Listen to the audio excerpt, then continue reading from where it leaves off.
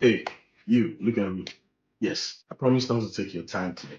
I believe you watched the last episode we dropped, and on this particular episode is more like a continuity, but it's gonna be in another different way. This is gonna be like another question for anybody that might have uncles, brothers, daddy, nephew, son, boy, to be a boy in abroad. Irrespective of any way they might be in abroad, either in America, in London, France, Japan, Russia, India, Malaysia. Where else again? Japan. I think I've any part of the world, Ghana, Benin Republic. This is a common question I want every Nigerian to ask themselves. Have you ever tried to imagine the kind of experience every man that I've said are experiencing once they are outside Nigeria? Have you ever tried to picture the pain they go through? What I mean by saying pain is, when they go to wherever they may be, I will use America as an example because I'm in America. And that kind of a man has make a lot of money. The question I think people always have in America is, where do you think you should invest his money? Does the person have to invest in Nigeria, or the man should invest in America? Irrespective of which one you might choose, it's very risky. And I'll tell you why it's very risky. The first of all part is this. A lot of them doesn't even understand how the capitalism American works here. So most men have tried to do business, they end up failing. They end up having problem. They end up being in debt. And for those that really get it, they do have this problem again. I can mention many men, but I won't. But I've been privileged to have grown-up men older than me that they've made it enough where their wife took everything away from them and they are living in an apartment. Like, they are living in an apartment where they can't even tell people in Nigeria. Nigeria doesn't even know they are living that kind of life. They are still believing that, oh, my boy is very rich, or my dad, or this. But the truth is, those men are really struggling. Such men, it's even hard for them to start life again. They will discuss with me by saying, you know what, I don't even know where to start. I need a small girl. I need something around. Irrespective of whatever might happen in their own home, irrespective of who is at fault, who is at right, that man has lost most of everything. The woman will be enjoying it. Now, let me take you back a little bit. Don't forget why we're doing this. How would you advise a Nigerian man that's outside Nigeria trying to struggle? Does the Nigerian man have to invest in the country he's living, or should come back to Nigeria to come and invest? Back to the continuity of what I'm trying to make you guys understand. What is the point of a Nigerian man that struggles so much in abroad, that wants to come and invest back in Nigeria, that he started sending money home a lot, to the level that those people that he's sending those money to were just eating the money? You understand what I'm saying? Giving him fake documents, trying to follow up as much as he could send. And for those that have the business, actually, those that are home was only ripping the business off because they feel like in abroad it's very easy for you to make the money. So you can make another one now. Why is you can't make another one? Follow what I'm trying to say very well. The purpose of this conversation today that you're watching is, if you have a brother, you have a friend, anybody that you feel like is created in abroad, it is never easy. It is not easy being a man in America. The stress that comes with a man in America, born in Nigeria, it's a lot. Because how we've been doing things back home is different from how they're doing this in America. That man have to adjust to how things is being done here in America. What do you think they go through? How do you think they perceive to see life? A lot of Nigerian men are in America that they are really, really in depression. They can't even talk about it. It doesn't even want it. Because the point is, even if they're talking about it, who's going to believe them? Because they've been able to mask this, this mirror to you that they're only smiling. That even though anytime they come to Nigeria, the first conversation you want to have with them is, what do you bring for me? Oh, my brother, are you not going to arrange that money for me? And for those that don't even ask for money, the pressure they put is more than the money.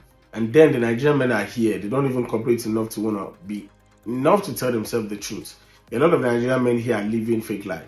And for those that are not living fake life, the responsibility is not even easy like that. So please, wherever you might be, I'm focusing on this particular podcast section on CTD Among Blacks to every Nigerian, both in abroad, both in Nigeria, both anywhere they might be. How do you see Nigerian men when they go out of the country to go and hustle? What are your expectations? And if they are delivering those expectations, how do you appreciate them? When was the last time have you ever sit your man down and just say, babe, what's up with you? How you doing? You've been doing a lot for us in the home. You've been making sure things is going right. Let's talk about you. When was the last time you ever put that kind of a man into perspective? When was the last time you ever take care of your man? I'm saying this to Nigerian people because I'm not trying to brag right now. When you talk about African Americans or Black Americans, the next people you want to talk about in the Black race is Nigerian. Just put Nigerian name in your mouth, you're going to sell. Talk about Nigeria. You definitely, if you know how to craft it, you're definitely in top of the game. So Nigeria is that place. Nigeria is that people that people want to connect to it. I live in the United States of America. I can tell you a lot of people want to go to Nigeria. But how things has been done in Nigeria doesn't even want people to want to bring to go to Nigeria. And that's why you see them going to Ghana. But that's another topic for another day. What I'm trying to tell you is this. If you have an uncle, check on them. When I mean check on them, pray for them. Randomly do it not because you're expecting something back. A lot of Nigerian men in abroad are struggling. It's a topic that they don't even want to talk about. And if you talk about it, how do you want them to break it? What exactly do you want them to talk? And if they're talking, which one are you going to even believe? It has become so worse that most men are not even enjoying their home. It has become so worse that Nigerian men can go home to Nigeria to go and pick a woman to come and live with them in abroad. Do you see how deep it is for Nigerian men? But nobody is talking about it. Nobody want to feel like it's a conversation to have. When was the last time you check your uncle in London to understand the level of cold they are living before they can send you 20 pounds? And even if they send you the 20 pounds, are you genuinely praying for them? Or you're genuinely feeling like 20 pounds is too small? So for every Nigerian that back home, this is a direct question to you. How do you see those your family members? I'm a victim of that too, I'm not going to lie. And I will tell you, there was one time too when I was back in Nigeria, when somebody would come from abroad, they would give me 10 naira back in the days. It's a red note. I would look at the Egbon like this, like, wait till they do this Egbon. At $10, 10 naira if you give me. 100 naira, I mean. I take that back, 100 naira. The red 100 naira back then. But yeah, I am now in America. I'm seeing the same thing. And the only reason why I'm bringing this up is the fact that back then social media was not that big. Now social media is the most biggest place, and it's how we use it that matters. If we continuously keep putting the wrong thing out about ourselves, that we don't have the right conversation about things like this, we are not just helping our generation. And it's going to be a while they will talk about Nigeria and the history of blacks. Maybe some things Nigeria haven't even thought about. We are part of the history when they talk about black people in the next 100 years. What do you want them to talk about Nigerians? How do you want them to talk about Nigerian men in outside the country? How they are striving so hard, how they are struggling, those that are trying to bring business back home. There's a lot of people in abroad that want to take their business back home, but the fear of how the government is being run back home wouldn't even want to make them to do it. Because if we say take any money from abroad now, from America to Nigeria to invest, you can't even get your turnover back. Let me repeat. If you take $1,000 to go and invest in Nigeria right now, that's 1 million plus. You can't even get a turnover of that money back to bring back to America. Do you see how bad it is? So my conversation is with you. What are you doing to help that your brother, that your son, that your dad, that your uncle, that your nephew? Do you send prayer to them? Do you encourage them? Do you just check on them and say, how are you doing? Or you're just always these people that always want to just call them and ask about something? If that's what you're doing, I think it's high time for us to start changing and, look at Nigerian men in another way. They're trying. They're working hard. They deserve to be praised. Nigerian men, I don't care whatever job they're doing, even those that are home, don't get me wrong, but I'm only preferencing because I'm here and I can see from the other side. Rubbish all these celebrities, no disrespect.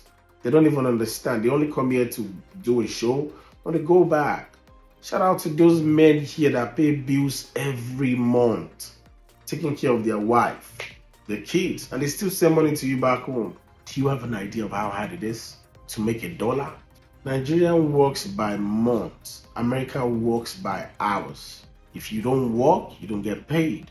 You tell them something happened to you, you can't make it to work, you don't get paid. And if you want to get paid, you got to be a very good professional person, which is IT. But then trust me, you're going to do the job. I don't care how you want to think about it, you're definitely going to do the job. But guess what? There's a lot that's been entailing whatever they're going to pay you. In Nigeria, most of the job in Nigeria, you pay every month. Nigeria is a place you can do anyhow. You could call out your boss. You could use social media to get to them. In America, you just don't do it like that. So do you understand the cultural shock for a Nigerian man to work in America, to understand their system, to understand how to pay the bills, take care of their wife, to understand how to respect your wife in America? Because in Nigeria, our system doesn't really respect our women. We rubbish them anyhow we like. But in America, you definitely got to respect your woman. Do you know the psychological effect for that man to know how to respect?